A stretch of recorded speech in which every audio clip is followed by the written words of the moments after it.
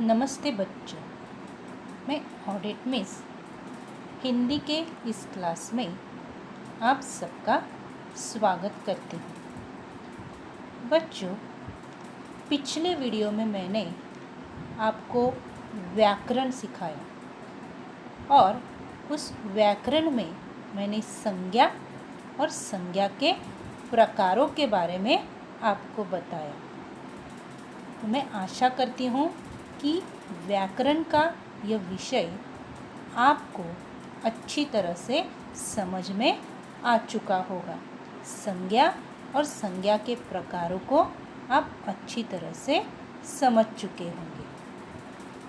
तो आज हम आपके पाठ्य पुस्तक में से पाठ क्रमांक 4 जोकर इस पाठ को देखेंगे। बच्चों, आपने जोकर को कहाँ देखा है? बिल्कुल सही बच्चों, सर्कस में।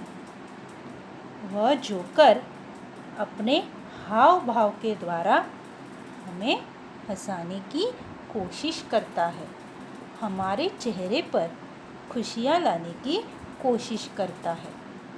और उस जोकर को देखकर हम क्या होते हैं? बड़े ही खुश होते हैं। तो प्रस्तुत पाठ जोकर के माध्यम से जीवन में हंसने के महत्व को समझाया गया है। हंसना सेहत के लिए अत्यंत आवश्यक होता है, किंतु दूसरों को हंसाना और उनके चेहरे पर खुशी निर्माण करना बहुत ही कठिन काम है। जोकर यह काम आसान तरीके से पूर्ण करता है। थोड़े शब्दों में बहुत कुछ कह जाना मुहावरे व कहावतों की खासियत होती है। इस बात को इस पाठ के माध्यम से स्पष्ट किया गया है। बच्चों, पाठ एकदम छोटा है। छोटे तो पाठ खत्म होने के बाद बच्चों हम एक निबंध के विषय पर भी क्या करेंगे? चर्चा करेंगे। तो पहले हम देखेंगे पाठ क्रमांक 4 जोकर। बच्चों, आप देख सकते हो आपके पाठ्य पुस्तक में कि वहाँ जोकर का चित्र दिखाकर मुहावरे और कहावतों को क्या है? हमारे सामने रखा गया है। अभी क्या है कि वहाँ पर आपको कुछ संकेत दिखाई दे रहे हैं। तो कम से कम शब्दों में मुहावरे और कहावतों को यहाँ पर क्या है? रखा गया है। आप पहला चित्र आप देख सकते हो। वहाँ पर आपको एक घर नज़र आ रहा है, एक मुर्गी नज़र आ रही है, दाल है और बराबर का चिन्ह है। तो वहाँ क्या कहावत दी गई है बच्चों? घर की मुर्गी दाल बराबर। अब क्या है कि यहाँ पर क्या है? मुर्गी और दाल में ज़मीन आसमान का अंतर समझाने की कोशिश की गई है। यहाँ मुर्गी को महंगा और दाल को सस्ता बताया गया है। इसका अर्थ यह है कि आसान से मिलने वाली चीज़ की कोई कीमत नहीं होती है, और इसलिए यह मुहावरा है घर की मुर्गी दाल बराबर। फिर और एक है 9 है, फिर अधिक का चिन्ह है 2, फिर बराबर का चिन्ह है 9 अधिक 2 बराबर क्या है? 11। तो फिर ये मुहावरा क्या है? 9 2 11 होना। तो 9 2 11 होना, इस मुहावरे का अर्थ क्या है बच्चों? भाग जाना। 9 2 11 होना यानी भाग जाना। तो इसके ऊपर हम कैसे वाक्य बना सकते हैं? तो क्या है कि पुलिस को देखकर चोरी करने वाला चोर 9 2 11 हो गया। तो कम से कम शब्दों में हम क्या है? मुहावरे और कहावतों को क्या कर सकते हैं?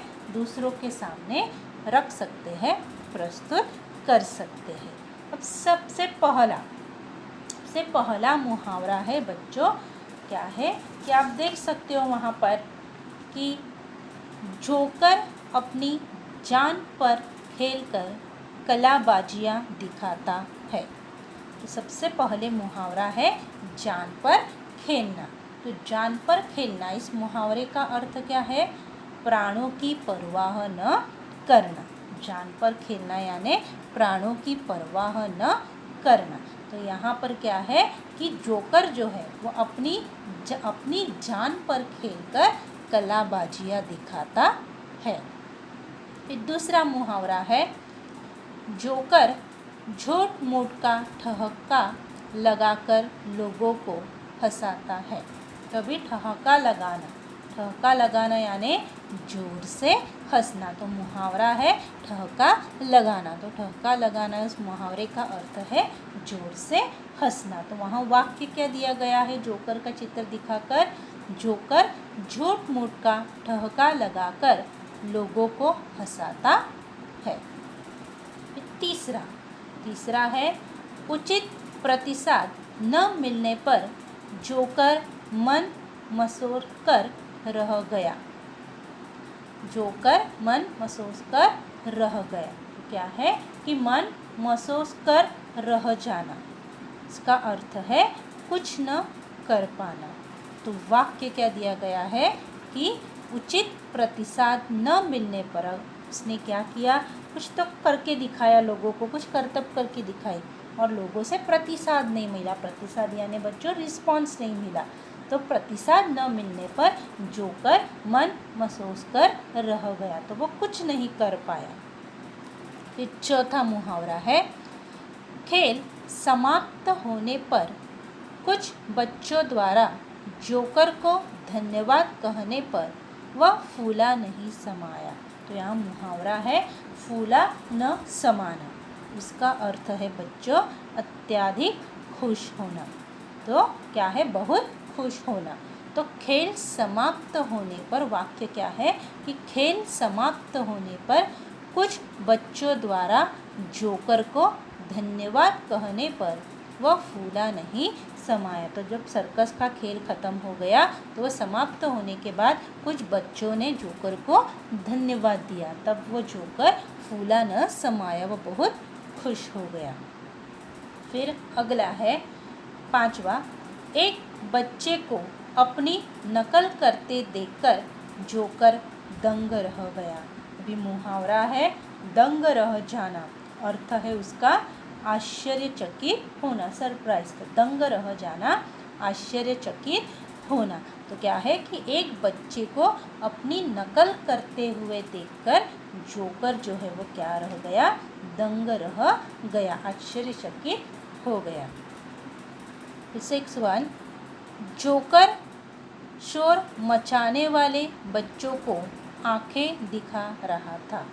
यहाँ मुहावरा है आंखें दिखाना। आंखें दिखाना या बच्चों इसका अर्थ है गुस्सा करना। आंखें दिखाना मतलब गुस्सा करना। तो यहाँ पर क्या है कि जो जोकर शोर करने वाले बच्चों को क्या कर रहा था? आंखें दिखा रहा था, वो गुस्सा कर रहा था उनके ऊपर। फिर 7वां जो है वो कहावत है। उस कहावत में क्या कहा गया है? मौका मिलने पर जोकर कलाकारों के करतबों का श्रेय लेता है। अर्थात गंगा गए गंगादास, जमुना गए जमुनादास। तो क्या है कि मौका मिलने पर गंगा गए गंगादास, जमुना गए जमुनादास। इसका अर्थ क्या है बच्चों? असरवादी। अभी अवसरवादी यानी क्या कि अपने स्वार्थ के लिए परिस्थिति के अनुसार बदल जाना। तो अपने स्वार्थ के लिए क्या है कि अपने फायदे के लिए परिस्थिति देखकर क्या करना? बदल जाना। तो उसे कहते हैं गंगा गए गंगादास, जमुना गए जमुनादास। तो मौका मिलने पर जोकर कलाकारों के कर्तव्यों का श्रेय लेता है। तो मौका मिलने पर कलाकार जो कर्तव्य करते हैं उसका श्रेय कौन लेता है? वो खुद लेता है। और फिर 8वां कहावत है गाना तो आता नहीं और जोकर कहता है गला खराब है। यह तो ऐसा हुआ नाच न जाने आंगन टेढ़ा। अभी नाच न जाने आंगन टेढ़ा, इस कहावत का अर्थ क्या है कि अपना दोष छिपाने के लिए औरों में कमी बताना। अपना दोष छिपाने के लिए क्या करना, औरों में कमी बताना। तो क्या है कि हम अपनी असफलताओं को स्वीकार न करके अपना दोष क्या करते हैं, दूसरों पर डालते हैं। तो हम में जो कमी है वो कमी छिपाने के लिए हम वो दोष किस पर डालते हैं, दूसरों के ऊपर डालते हैं। और इसके लिए उसको कहते हैं नाच न जाने आंगन टेढ़ा। तो यहाँ पर गाना तो आता नहीं और जोकर कहता है गला खराब है। यह तो ऐसा ही हुआ, नाच न जाने आंगन टेढ़ा। तो क्या है बच्चों कि इस पाठ में क्या है कि एक जोकर का चित्र दिया गया है और जोकर के चित्र के माध्यम से जो मुहावरे और कहावतें हैं उनको कम से कम शब्दों में क्या किया गया है, रखा गया है, आपके सामने प्रस्तुत किया गया है। तो इस तरह से क्या है कि इस पाठ में कुछ कहावतें और मुहावरे आए हुए हैं। तो आपको इस पाठ के माध्यम से क्या समझ में आया बच्चों कि इस पाठ के माध्यम से हमें यह शिक्षा मिलती है कि हंसी से सभी बीमारियों क्या होती है, हल होती है। सभी बीमारियों का वो क्या है, हल है। जोकर अपने स्वयं के दुख दर्द भूल कर हमें हंसाने का क्या करता है, प्रयास करता है। उसी तरह से हमें क्या करना चाहिए, दूसरों को हमेशा खुशी देने का प्रयास करना चाहिए। तो यह इस पाठ के माध्यम से हमें समझना है। जोकर को भी बड़े दुख दर्द होते होंगे, लेकिन वो अपने दुख दर्दों को बाजू में रखकर हम सभी के चेहरे पर खुशियाँ लेकर आता है। तो क्या है कि हमें भी वैसी ही कोशिश करनी चाहिए। तो मैं आशा करती हूँ कि यह पाठ आपको समझ में आ गया होगा। उसमें जो कहावतें हैं और मुहावरे हैं वो आपको अच्छी तरह से समझ में आ चुकी होंगी। अब बच्चों हम क्या है कि एक निबंध का विषय, उस निबंध के विषय पर हम चर्चा करेंगे और विषय है रेलवे स्थान पर 1 घंटा। बच्चों हमने एक पिछले वीडियो में सैर या लेसन देखा था, सैर या पाठ देखा था और उस पाठ में सैर के लिए हम किन माध्यमों का इस्तेमाल करते हैं वो उसमें हमने देखा। हम थल मार्ग, जल मार्ग या हवाई मार्ग का इस्तेमाल करते हैं और उनके द्वारा हम क्या करते हैं, सैर पर जाते हैं। तो इस निबंध का विषय है रेलवे स्थान पर 1 घंटा। तो आप अगर रेलवे स्थान पर जाते हो और रेलवे स्थान पर जाने के बाद आपको पता चलता है कि आपकी जो गाड़ी है, आप गांव जाने वाले हो या कहीं पर जो जाने वाले हो, तो आपकी जो गाड़ी है वो 1 घंटा देरी से आएगी।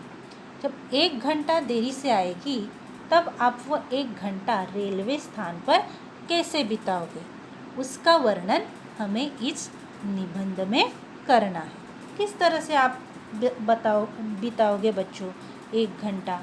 सबसे पहले तो आप देखते हो कि रेलवे स्टेशन बहुत बड़ा होता है और उस स्टेशन पर बड़ी ही क्या है, चहल पहल होती है। यात्री लोग जो होते हैं वो आते जाते रहते, अपने सामान के साथ इधर उधर आते जाते रहते हैं।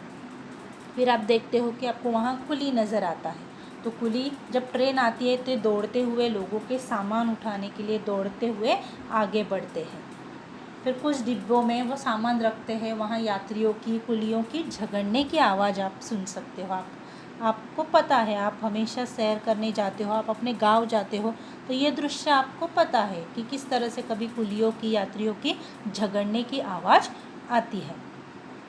फिर क्या है कि कुछ यात्री अंदर बैठते हैं और अंदर बैठकर क्या करते हैं, अपने दूसरे रिश्तेदारों के साथ वो क्या करते हैं, आपस में बातचीत करते हैं, सगे संबंधियों के साथ वो बातचीत करते हैं। फिर आप देखते हो कि वहाँ पर भेल वाले, अखबार वाले आवाज़ देते हैं।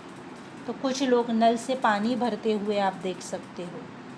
फिर कुछ लोग जो होते हैं वो स्टॉल वालों से अखबार ख़रीदते हैं, कुछ और चीज़ें खरीदते हैं, साप्ताहिक खरीदते हैं। और इस तरह से क्या है कि 1 घंटा देखते ही देखते बीत जाता है। फिर कहीं कहीं अनाउंसमेंट हो रहा है, तो कहीं कहीं डिब्बों के जो डिब्बे कहाँ कहाँ पर आने वाले हैं उसके बारे में जानकारी दी जा रही है। तो इस तरह का लगभग ये दृश्य जो है वो हमें कहाँ पर, रेलवे स्थान पर देखने को मिलता है। तो इन सब के साथ क्या हो जाता है, हमारा 1 घंटा जो होता है वह रेलवे स्थान पर 1 घंटा यानी 1 आवर। बच्चों, रेलवे स्थान पर 1 घंटे यानी 1 आवर। तो रेलवे स्थान पर 1 घंटा हमारा क्या हो जाता है, बीत जाता है। तो इस तरह से क्या है कि ये निबंध मैं आपको लिख के दूंगी बच्चों, लेकिन हमने चर्चा की इस वीडियो में कि किस तरह से अगर रेलवे स्थान पर जाते हो तो 1 घंटा आप कैसे बिताते हो। तो बच्चों, मैं आशा करती हूँ कि पाठ क्रमांक 4 जोकर ये आपको अच्छी तरह से समझ में आ गया होगा। अब हमारी मुलाकात होगी अगले वीडियो में। तब तक के लिए धन्यवाद।